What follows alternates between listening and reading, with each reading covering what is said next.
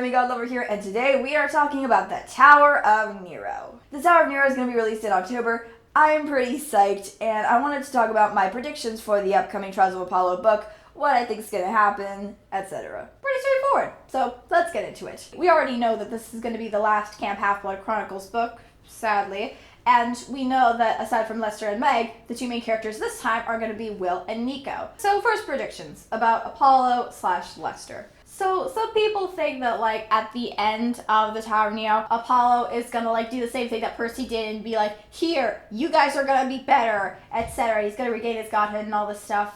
And frankly, I don't know if that's gonna happen. For a while I thought this might be, like the last Olympian, he's offered a choice and he turns down immortality to instead tell the gods to stop being total assholes. But I don't think this is gonna be a total repeat of the last Olympian. I think maybe what's gonna happen is that Apollo's gonna choose to actually stay at Camp Half-Blood, because I don't think it's just gonna be that he remembers what it's like to be human, because we all know that was guaranteed to happen at the end of the Burning Maze. But just him remembering that just wouldn't be enough. I don't think that he's gonna turn down immortality, because he's one of the major gods. Rick Riordan may adjust small things from Greek mythology, but I don't think he'd change such a major thing. But I think what's actually gonna happen is that he's actually gonna stay at Camp Half-Blood, because it's one thing to tell the gods to change, but it's another thing if you don't plan to actually change yourself. And just him, not sending heroes on deadly quests anymore, it's not really enough, I feel like he would actually go to Camp Half-Blood, maybe be the director that Mr. D was, except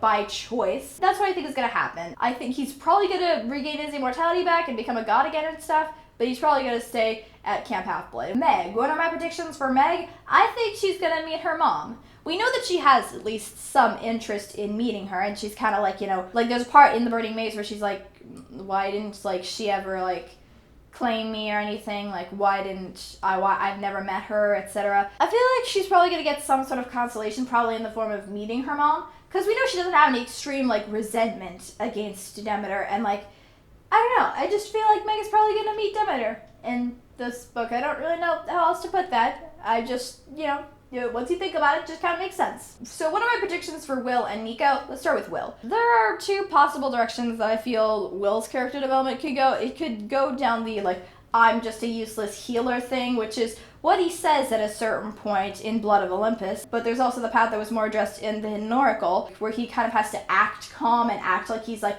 composed and everything, when he's really, terrified on the inside. And I feel that, Rick Riordan will probably go for the second one, because the whole I'm just a useless healer storyline was kind of addressed in Magnus Chase, and it's not really Rick Riordan to repeat storylines like that. Where will Nico's character development go in this book?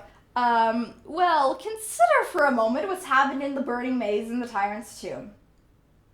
How do you think he's gonna react to that? There's the obvious thing. He'll be pretty upset about Jason. But there is another thing. That's Reyna joining the Hunters, and he's probably gonna be pretty unhappy about that. We know he holds a grudge against Thalia and the Hunters. Nico didn't like the Hunters of Artemis. Tragedy followed them as surely as their dogs and birds of prey.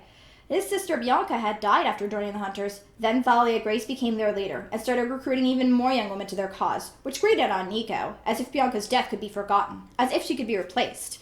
When Nico woke up at the Barricina and found the Hunters' note about kidnapping Reyna, he torn apart the courtyard in rage. He didn't want the Hunters stealing another important person from him. So how do you think Nico's gonna react to find out that Reyna joined the Hunters of Artemis willingly? So yeah, I'm sure that's gonna be wonderful. I don't really know how it's actually gonna conclude. It's really hard to judge. I will say this, I hope that there's some sort of big final battle, because we already had that big final battle in the last Olympian, in the Blood of Olympus and everything. That was a war with the Titans, a war with the Giants. This thing, these issues have never really been called the war with the emperors. Nero does have an army, so I'm just gonna sit here and hope that there is some sort of final battle where all our favorite heroes come back. I do find it worth to point out that Rick Riordan actually did leak the first two chapters of the book, and they don't tell us too much about the story. We get an interesting introduction to this character called Lugul Zilwa or something like that, and she is kind of helpful.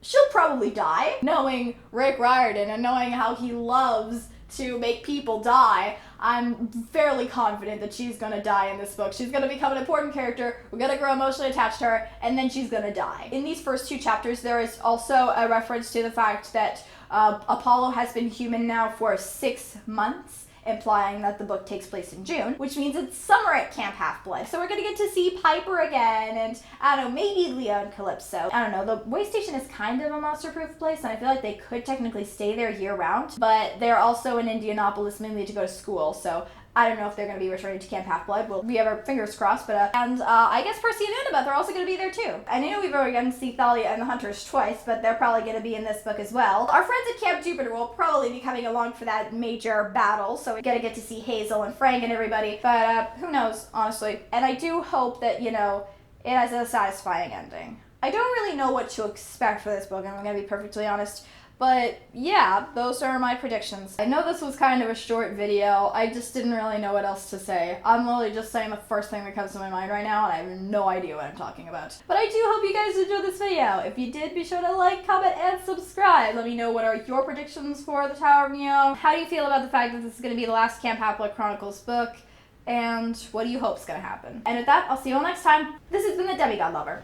Bye!